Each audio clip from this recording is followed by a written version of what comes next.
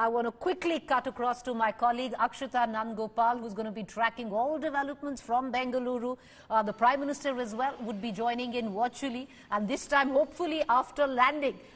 In the studio with me is Raj Chengappa, Group Editorial Director, publishing the India Today Group. Also joining me is Dr. P. Srikumar, former Group Director, Isro Satellite Center.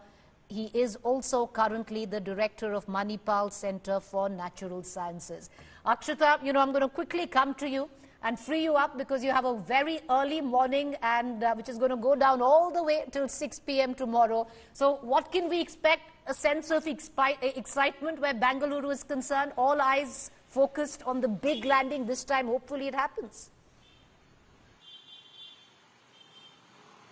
I'm seeing a lot of GSLV prototypes being put up across Bengaluru because everyone's really excited, Preeti. I see a lot of people gathering also at Isro headquarters, at planetariums, all to get to know Chandrayaan-3 a little better before the landing actually takes place tomorrow. But Isro is 100% confident. I can tell you that, from my conversations with Isro scientists, they've all been saying one thing. They're saying we're all cool, we're calm, we're collected right now. So that gives us a sense of how right now all of us should also feel, because I know that, I'm not sure about you, but I'm very excited, but also slightly a tinge nervous over what's going to happen tomorrow. The Isro scientists so far, and based on also the posts that they've put out, have said that everything's going as per schedule, that everything is on track for tomorrow. Remember that when the landing actually happens, to some extent it's in their hands, to a large extent it isn't, because this time around a lot more is automated. So it'll come down to their design, it'll come down to, the thrusters, the sensors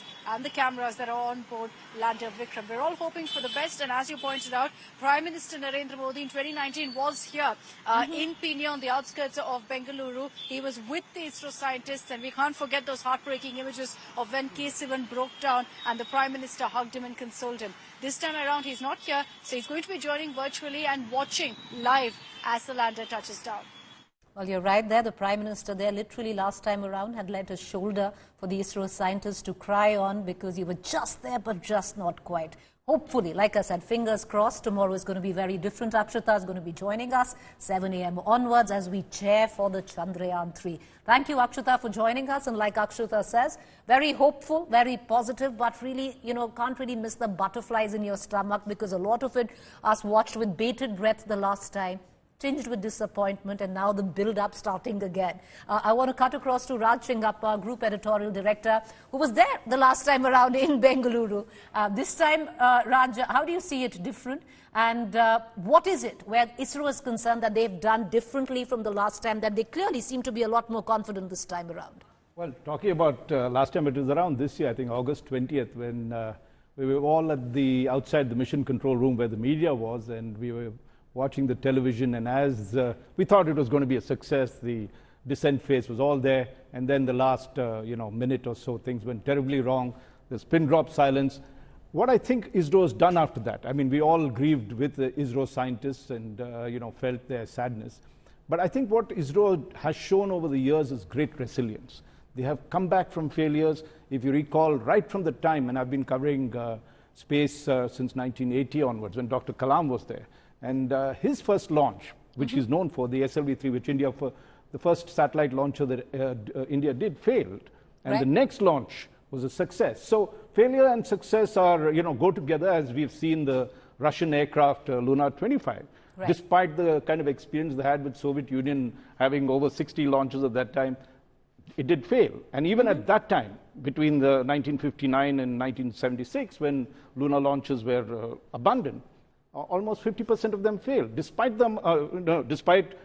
people landing on the moon, particularly, Americans only landing on the moon and demonstrating their capability. So I think what ISRO has done this time is that it has studied very carefully what were the issues. And what were the issues? There were three major problems that seemed to have happened, and it started, of course, with the propulsion. As it was coming down, it was moving too fast.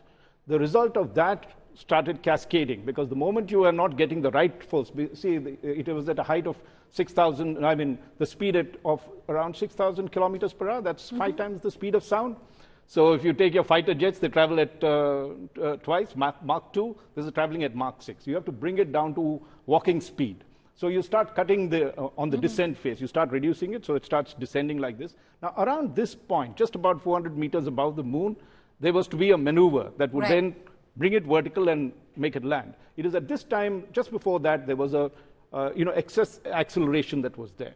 That confused the guidance system. That created its own anomaly. And we were shocked when we saw the satellite turn and then lost communication. At that particular time, two other things happened. You had the guidance and then the control, and then it crashes. So what Isro has done this time, from what I understand, and I spoke to the chairman yesterday itself, Dr. Somnath, and he was saying that they've built what he calls a rugged spacecraft, which is at every stage they have built in for failure.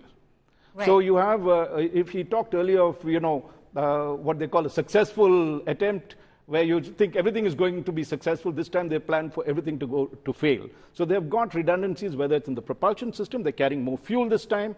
So, that gives them greater time in case there's a misdirection, they have enough fuel to do that. They've developed guidance systems that take care of if there's a variation, it will take, and the control systems. Now, very interestingly, Preeti, is that what they did last time was that they were going for a targeted thing. So it was like you were landing and wanting to land on a football field, exactly the size of that. This time they've expanded it to over 4 square kilometers, which gives them a much better chance of landing. Of course, let's also qualify this. Space is unforgiving. 99.9% you'd be right, 1% failure. And let's not forget, we have not tested really the landing part. You're right there, because that's the point I was going to take on with Dr. Sri Kumar. Because P. Sri Kumar, like Mr. Chengappa said, he was there the last time around. That this time, possibly they factored in, they recalibrated, recalculated, and factored in any possibility of failure. But ultimately, you're talking about space. Anything can happen in space. That's correct. So there are numerous challenges, as already Chengappa has already outlined it. Issues about testing assumes certain performance of individual subsystems, and that is derived from confidence that you get through repeated tests, calculations, and so on.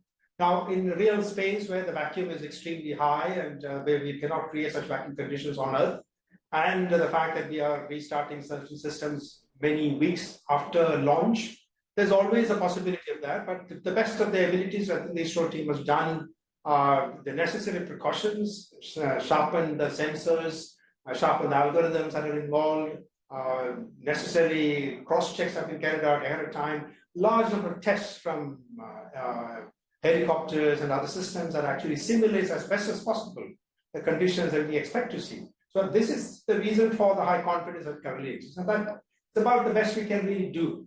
And but as any electronic system or mechanical system, there's always a small percentage of possibility, but we today believe everything will work well and we'll have a fantastic day tomorrow.